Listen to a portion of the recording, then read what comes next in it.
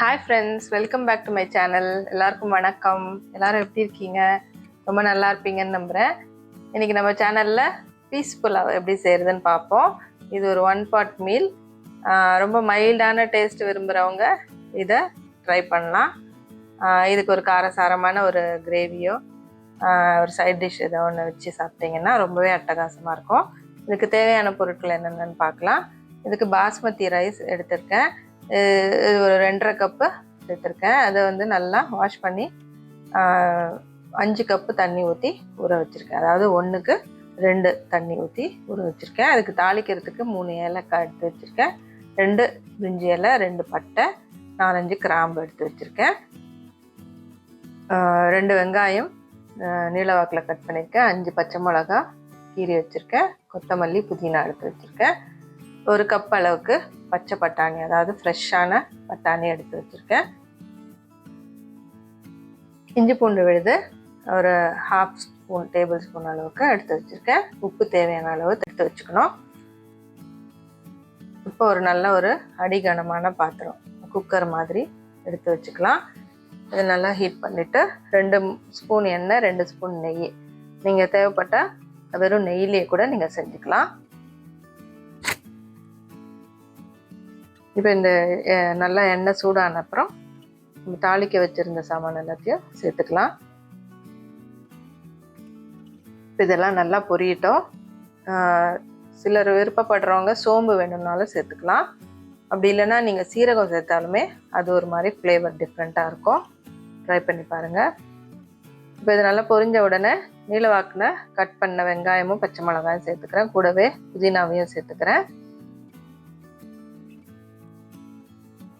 இது நல்லா வதக்கி விட்டுக்கலாம். இந்த பிரியாணிக்கெல்லாம் வதக்கிற மாதிரி வெங்காயத்தை ரொம்ப ப்ரௌனாலாம் வதக்க வேண்டாம். நல்லா ஓரளவுக்கு சாஃப்ட் ஆகிற அளவுக்கு வதங்கினா போகிறோம். இப்போ தான் உங்களுக்கு நல்ல ஒரு வெள்ளை கலரில் கிடைக்கும் பீஸ் புலாவ். இது ஓரளவுக்கு வதங்கின உடனே நம்ம கொத்தமல்லியும் இதிலேயே சேர்த்துடலாம். கொத்தமல்லியும் இந்த மாதிரி வதக்கி விடும்போது அது ஒரு ஃப்ளேவர் டிஃப்ரெண்ட்டாக வரும். கூடவே கடைசியாகவும் நம்ம கொத்தமல்லியும் தூவிக்கலாம். இப்போ இஞ்சி பூண்டு விழுது சேர்த்துக்கலாம். இஞ்சி பூண்டு விழுது கொஞ்சமாக தான் சேர்க்கணும். நிறைய சேர்த்திங்கன்னா அவ்வளோ நல்லா வராது இந்த டேஸ்ட்டு. பிரியாணிக்கெல்லாம் தான் நிறைய நம்ம போடுவோம். இதுக்கு நம்ம தக்காளி மற்ற மிளகா பொடியோ எதுவுமே நம்ம மசாலாலாம் சேர்க்க போகிறதில்ல. ஸோ நீங்கள் இந்த இஞ்சி பூண்டு விழுதை கம்மியாக போட்டிங்கன்னா தான் நல்லாயிருக்கும் டேஸ்ட்டு. இப்போ இந்த இஞ்சி பூண்டோட பச்சை ஸ்மெல் போகட்டும். அது வரைக்கும் நல்லா வதக்கி விட்டுக்கலாம். இப்போ பாருங்கள், நல்லா வெங்காயமும் நல்லா சாஃப்டாக வதங்கிருச்சு.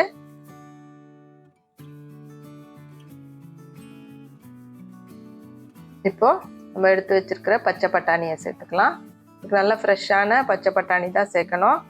இந்த காஞ்ச பட்டாணியை ஊற வச்சு அது மாதிரிலாம் சேர்த்திங்கன்னா அவ்வளோ டேஸ்ட் நல்லா இருக்காது.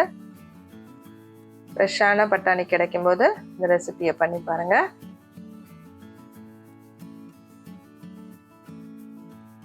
இது நல்லா பட்டாணியும் நல்லா ஒரு 2-3 நிமிஷம் நல்லா எண்ணெயில் வதங்கட்டும்.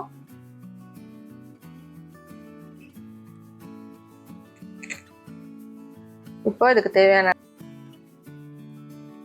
அளவு உப்பு சேர்த்துக்கலாம். இதுக்கு தக்காளி தேவைப்படாது. ஸோ நீங்கள் தக்காளி ரொம்ப காஸ்ட்லியாக இருக்கிற டைமில் இந்த ரெசிபியை ட்ரை பண்ணலாம்.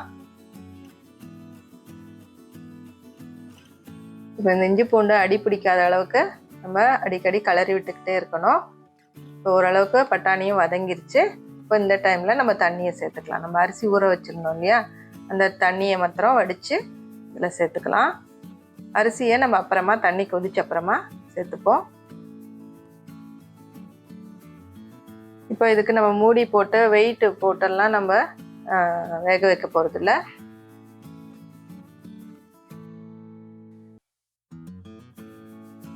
சும்மா ஒரு தட்டு போட்டே நம்ம இதை வேக வச்சுக்கலாம்.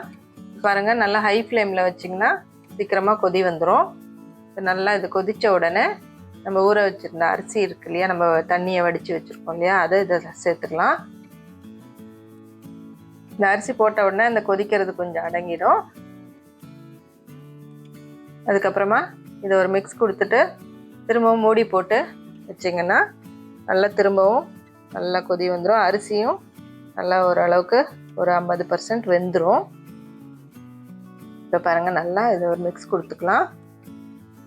நீங்கள் உப்பு எல்லாம் டேஸ்ட் பார்த்துட்டு இப்போவே கூட நீங்கள் தேவைப்பட்டால் அதிகம் வேணும்னாலும் போட்டுக்கலாம். இப்போ பாருங்கள், மூடி போட்டு வச்சு ஒரு 5 நிமிஷம் தான் ஆச்சு. நல்லா கொதிச்சிருச்சு. இப்போ திரும்பவும் நல்லா இது பரட்டி விட்டுட்டு இப்போ பாருங்கள் ஒரு 60%, 60லேருந்து 70% வெந்திருக்கு. இப்போது ஃப்ளேமை கம்மி பண்ணிவிட்டு நம்ம திரும்பவும் தட்டு போட்டு ஒரு 20 நிமிஷம் நீங்கள் அப்படியே விட்டிங்கன்னா நல்லா சூப்பராக தண்ணி எல்லாம் சுண்டி சூப்பராக அரிசி நல்லா உதிர உதிராக செம்மையாக வந்திருக்கும். பாருங்கள், இது லைட்டாக பரட்டி விடணும். ரொம்ப கலர்னிங்கன்னா அரிசியெல்லாம் உடஞ்சிரும். அவ்வளோ அட்டகாசமாக ஈஸியாக ரெடி ஆகிடுச்சு பாருங்கள். சீக்கிரமாகவும் ரெடி ஆகிடுச்சு. நல்லா அந்த வெள்ளை சாதத்துக்கு அந்த பச்சை பட்டாணி ரொம்பவே அட்டகாசமாக இருக்குது பார்க்கவே. இது தேவைப்பட்டால் நீங்கள் இதில் முந்திரி கூட நீங்கள் வறுத்து போட்டுக்கலாம். ரொம்பவே ரிச்சாக இருக்கும். இப்போ பாருங்கள், நீங்கள் இதை எடுத்து பார்த்தீங்கன்னா தெரியும் அரிசியெல்லாம் எவ்வளோ நல்லா உதிர உதிராக வெந்திருக்கு. கடைசியாக நம்ம பொடியாக நறுக்கின பச்சை கொத்தமல்லியை சேர்த்து கலரி விட்டுக்கலாம்.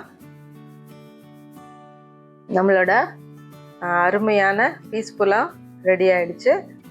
இதுக்கு ஒரு காரசாரமான கிரேவியோ இல்லை நல்ல ஒரு காரமான பச்சடி அந்த மாதிரி வச்சு சாப்பிட்டிங்கன்னா ரொம்பவே அட்டகாசமாக இருக்கும். கெஸ்டெல்லாம் வரும்போது இது நல்லா முந்திரி அந்த மாதிரிலாம் போட்டு வறுத்து சர்வ் பண்ணிங்கன்னா ரொம்ப நல்லாயிருக்கும். எல்லோரும் விரும்பி சாப்பிடுவாங்க. ஸோ கண்டிப்பாக இந்த ரெசிபியை ட்ரை பண்ணி பாருங்கள். ட்ரை பண்ணி பார்த்துட்டு உங்கள் கமெண்ட்ஸ் எனக்கு சொல்லுங்கள். இந்த வீடியோ உங்களுக்கு பிடிச்சிருந்ததுன்னா சேனலுக்கு சப்ஸ்கிரைப் பண்ணுங்கள். முடிஞ்ச அளவுக்கு உங்கள் ஃப்ரெண்ட்ஸ் அண்ட் ரிலேட்டிவ்ஸோடு ஷேர் பண்ணுங்கள். நான் மறுபடியும் இந்த மாதிரி சூப்பரான ரெசிபிஸோடு உங்களை மீட் பண்ணுறேன். தேங்க்ஸ் ஃபார் வாட்சிங். Happy cooking.